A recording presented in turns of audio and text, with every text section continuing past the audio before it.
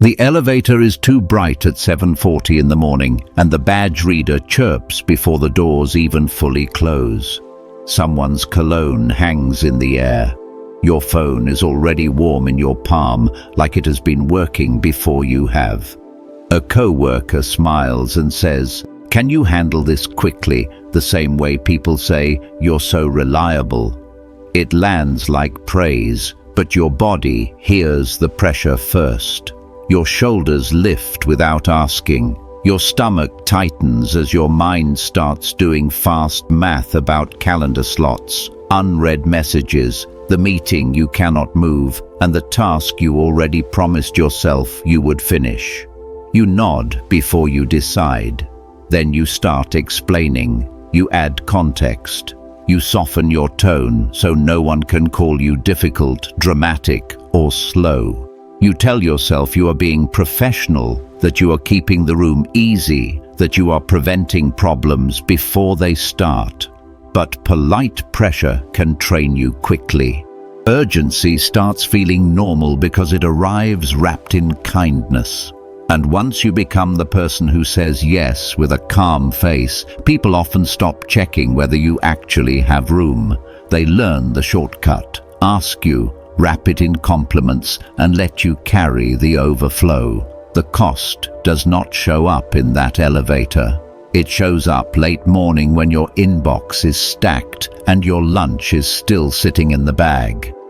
It shows up when your jaw is tight on the drive home, when your chest feels crowded at night, and you keep revisiting the moment you got volunteered again without anyone ever naming it. This is why some people will say you've gotten cold. They are not describing your heart. They are reacting to the version of you that is no longer easy to steer. Clarity is not cruelty. It is a boundary with a calm face. So you give yourself one clean line and you stop. I can look at it after I check my schedule. No extra apology. No paragraph to manage their feelings. If being easy always comes with a hidden bill, where do you usually pay it? The price of easy usually arrives later. The price of easy rarely shows up as a big moment. It shows up as a room that looks normal while your body quietly braces. A heavy room does not always look heavy. It can look like regular co-workers with regular voices, someone laughing at a small joke, someone stirring coffee, a calendar reminder chiming over and over. Nothing is technically wrong, and still you feel that familiar shift inside. You became the stabilizer early, the one who keeps the mood from tipping over. You learned to read faces fast and smooth edges before they cut. You carried extra emotional weight so other people could stay comfortable. It did not start as a strategy. It started as survival in plain clothes. Now your jaw tightens before anyone speaks. Your throat dries up like you are about to defend something you did not even choose. Your chest carries a quiet weight, not panic, more like a constant brace. You tell yourself you are being kind. You tell yourself you are being mature. You tell yourself you are the person who can handle things, but your body keeps collecting small signals of overload. Your shoulders stay slightly raised. Your palms don't fully relax. You keep checking your phone, already waiting for the next ask. And you give access too wide because losing connection can feel worse than the cost of staying flexible. So you make room you do not have. You reply fast. You keep your tone polite while your energy runs low. A calendar fills up. Replies stack. Little tasks multiply because you are quick and easy to work with. People often start expecting your availability because it has been free for so long. They do not always mean harm. They just follow the pattern that has always worked. So discernment becomes practical. You put a door on your kindness, a time window. a clear yes that fits your life, a clean no that does not come with a confession. What would change if your phone stopped being an open door and became an actual doorway? Tired often means your boundary has been opened too wide. At 7:15 in the evening, you set a plate down on the counter and the spoon clicks against the bowl. The kitchen looks normal. A dish towel hangs crooked. The light over the sink is a little too bright. You tell yourself you finally have a quiet hour. Then your phone buzzes on the table. The message says, "Just one more favor." Your jaw clamps before you even read the rest. Your hand hovers over the screen like it is about to sprint. You feel that familiar pull to be quick, to be warm, to prove you are not selfish. You can almost hear yourself starting the paragraph that explains your day, your reasons, your tone, your love. This is how the doorway stays open, not through big demands, through small ones that repeat. The request is framed as tiny. It is always just this, but it comes often enough to become a pattern, and patterns teach people what to expect.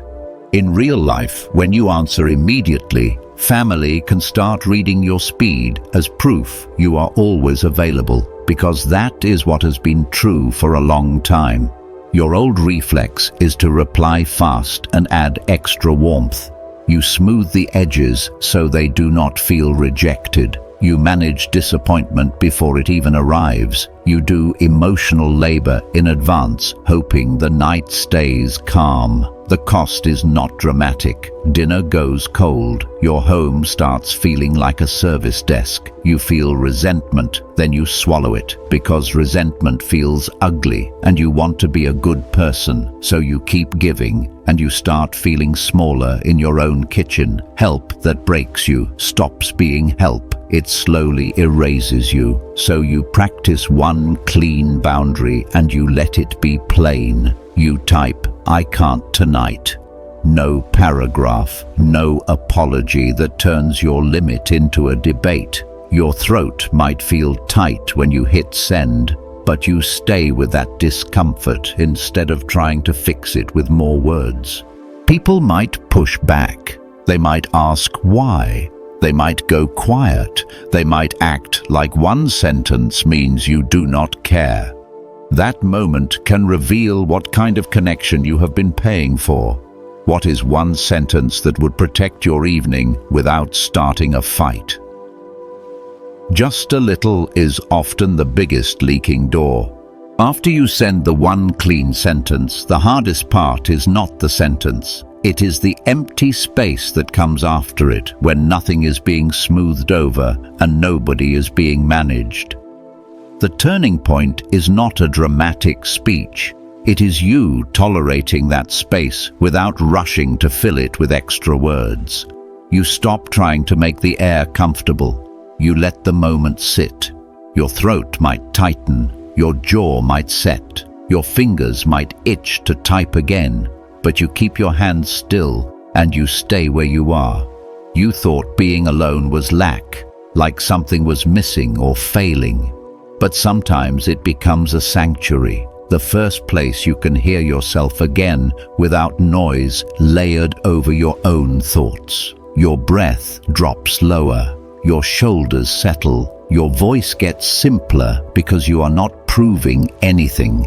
That is the quiet shift. It can look like distance to people used to your constant availability, but it feels like intention inside your body. A soft boundary that still holds can be as plain as, "Let me check my calendar." You do not say it with edge. You say it like a fact, and you answer later when you are clear. In real life, people can test you with follow-up questions, not because they are cruel, but because the old pattern often worked. They are checking whether you will return to the doorway where you explain until they feel better, even if you feel worse. You did not lose your heart. You are holding it.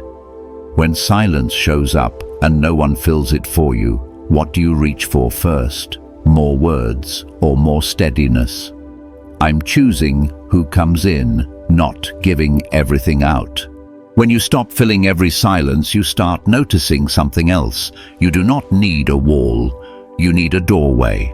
A lot of people think boundaries mean turning cold, but most of the time, boundaries are just entry requirements built through behavior, not slogans. You are still warm, you are just not endlessly available. You are not making access automatic anymore. This is where the standards get practical. Time matters, respect matters, consistency matters. And so does how someone reacts when you say no, or when you say not tonight, or when you say I need to check. The reaction can tell you more than the request. Some people adjust with maturity. Some people push harder. Some people try to hand you guilt, so you return to the old pattern. Your inner sentence becomes simple and quiet. Access is a privilege, not an automatic right. You do not announce it, you live it. You answer when you are clear, not when you are pressured. You do not explain your no until it becomes a negotiation. You keep your yes clean too. A real yes has room in your life. Self-respect can look like cold to people who were used to crossing you. That label is often a protest, not a description. You can feel the old pull to prove you are still good. Your throat tightens, your chest gets hot. Your fingers want to add one more sentence to soften the edge. You notice it, and you do less. You let your boundary stand without a performance. The social shift can be subtle. Fewer casual demands that assume you will jump. Fewer last-minute dumps that land in your lap because you respond fast. More straightforward conversations because people learn you are not a free container for overflow. You might notice the tone changes first. Requests get clearer, or they get quiet. People start asking earlier instead of last minute, or they stop asking in the same sloppy way. Some people become uncomfortable because the free emotional supply is no longer there. Other people feel relief because they do not have to perform or shrink around you. Warmth with a doorway is safer than warmth with no limits because it leaves less room for resentment later and more room for honesty now.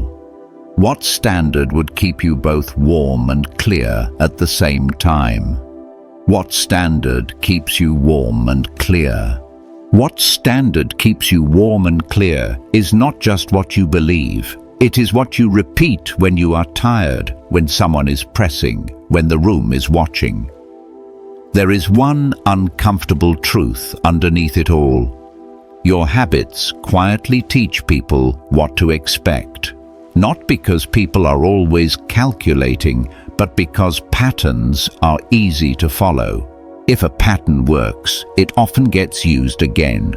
When you over-explain, you can accidentally train people to push harder.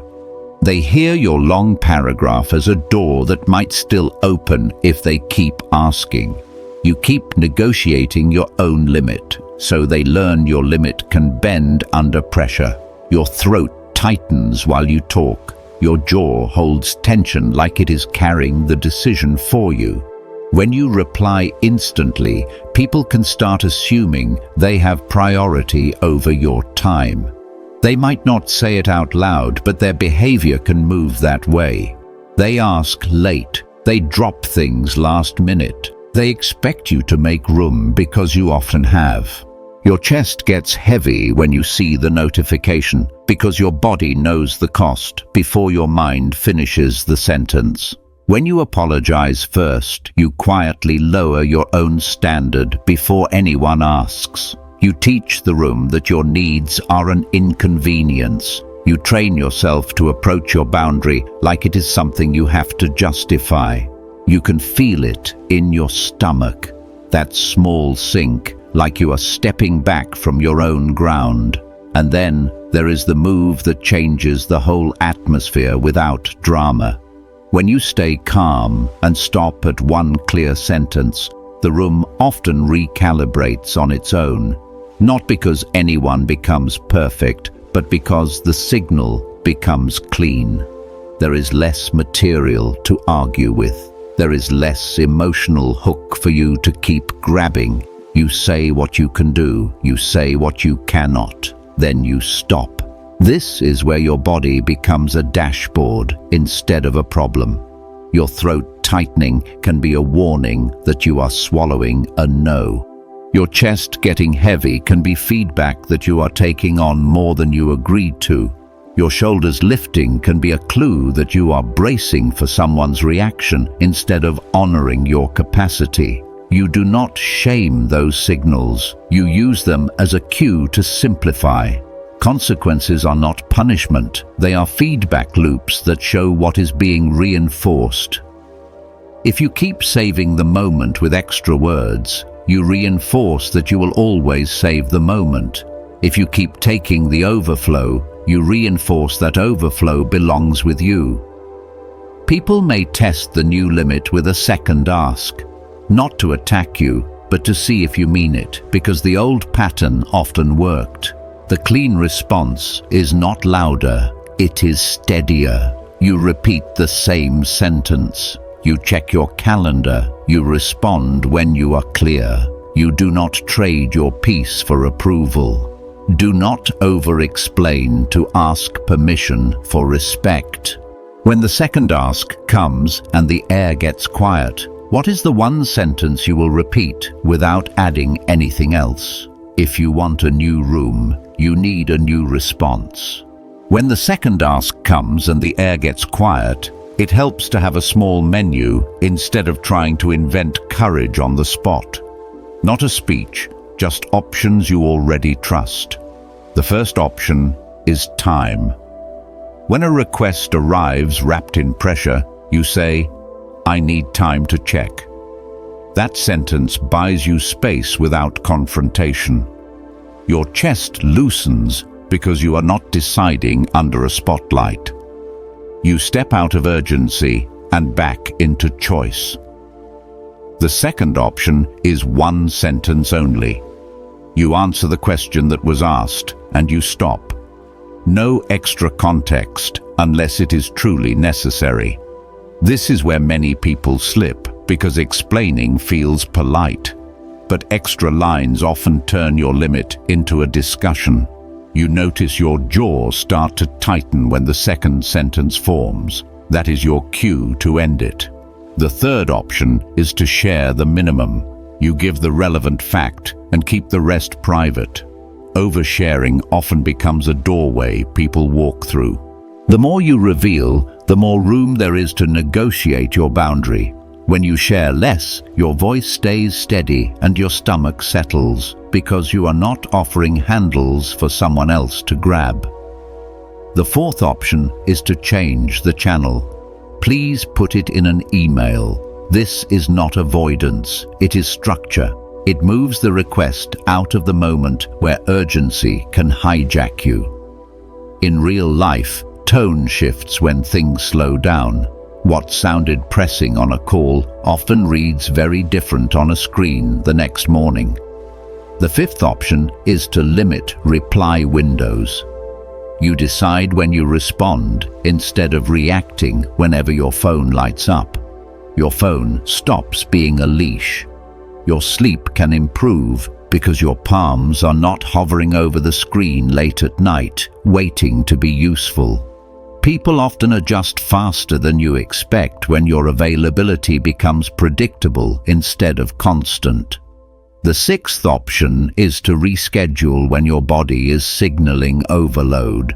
You do not need a dramatic reason. If your shoulders are already up and your throat feels dry, that is information. You say, "I can do this tomorrow," or "Let's move this." Rescheduling is not failure. It is maintenance. Your body cues are not inconveniences. They are signals. A tight jaw is yellow, shoulders up is red. A dry throat is the sign you are about to over-explain. You do not argue with those signals. You choose the simplest option from the menu and move on. A good boundary does not need to be convincing. It needs to be consistent. Consistency is what teaches people how to meet you. Some will test it. Some will adjust. Some will drift. None of that requires you to change who you are. These options are not about becoming colder. They are about staying warm without being pulled apart. You are still kind. You are just directing your kindness instead of leaking it everywhere. Over time, conversations can get cleaner, requests clearer, and your days feel more like your own. Which option from this menu would protect you without changing your personality? You are allowed to conserve energy without feeling guilty. You start holding quiet standards that do not need announcements. The first one is simple. You do not argue for your worth when someone pressures your limit. When a request comes with heat or insistence, you notice the pull to justify yourself, to stack reasons, to sound reasonable enough to be accepted. You feel it in your jaw and in the way your breath gets shallow, and you choose not to perform. You state what you can do, or you state what you cannot, and you let that be enough. The second quiet standard is just as steady. You do not fix other people's feelings as the price of staying connected. When someone is disappointed, irritated, or goes quiet after you set a limit, you feel the old reflex to smooth it out. Your chest tightens, your palms want to reach, but you pause. Their feelings are real and they are theirs. You stop carrying emotions that are not yours to manage, and the connection becomes more honest because it is no longer held together by your exhaustion. The third quiet standard shows up in behavior, not words. You do not grant access when respect is missing. That does not mean you punish or withdraw dramatically. It means you notice patterns, how someone speaks to you, how they respond to no, how they treat your time when it is inconvenient for them. Respect is not a speech. It is revealed through repetition. When it is missing, access naturally becomes smaller. This is where clarity often gets misunderstood. Clarity is not hardness. It is truth without performance. You are not trying to sound strong or unbothered. You are just being accurate. Your voice gets simpler. Your shoulders drop. You stop selling your decision and start standing in it.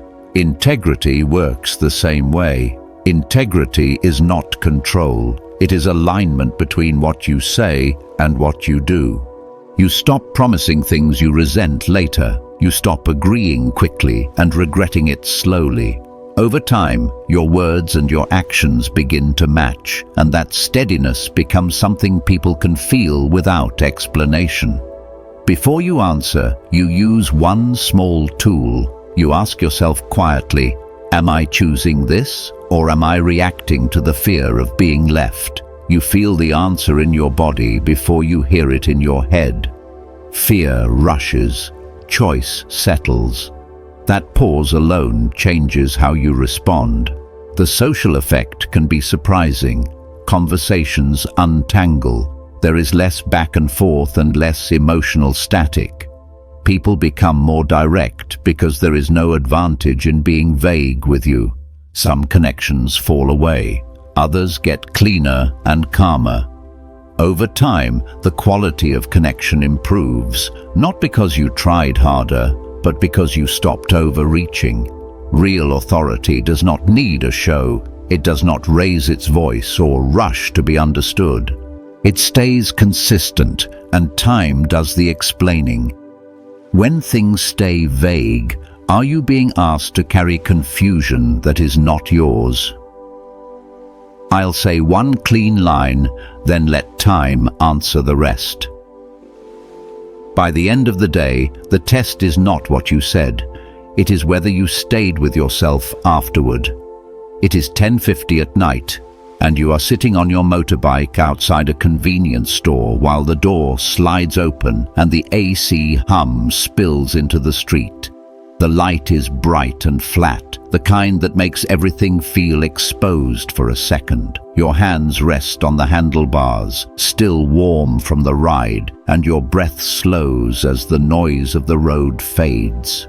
Your phone lights up with a message that says, "You've changed." Your chest gets heavy for a moment, like it wants to step forward and defend you. There is a familiar urge to explain, to list reasons, to reassure them that you are still kind, still safe, still the same. Your jaw tightens, your stomach pulls in slightly, then you notice it. You let the weight pass through without grabbing it. Your shoulders drop. You do not rush to clarify your character or soften the moment. You lock the bike, put the phone away, and choose silence over explanation. The night air feels cooler on your skin as you step inside, and something in you settles because you did not abandon yourself to manage someone else's discomfort. People often call it cold when they lose automatic access. Others call it clear. You stay warm, but your warmth has a doorway now. You still help, but you no longer bend yourself to prove it. You offer what fits, when it fits, and you let the rest remain unanswered without turning it into a moral debate. This is an identity posture you grow into quietly. You are not here to be easy to manage. You are choosing honesty and steadiness instead. That honesty can protect relationships from resentment, even when it disappoints someone at first. In real life, disappointment tends to pass. Resentment stays and corrodes what follows. You ride home without replaying the message again. Your shoulders stay loose. Your breath stays even. The night feels wide instead of tight. You are not hiding. You are choosing where your energy goes, and that choice leaves you with more of yourself at the end of the day. You do not have to shrink to stay close. A boundary is how I respect both of us.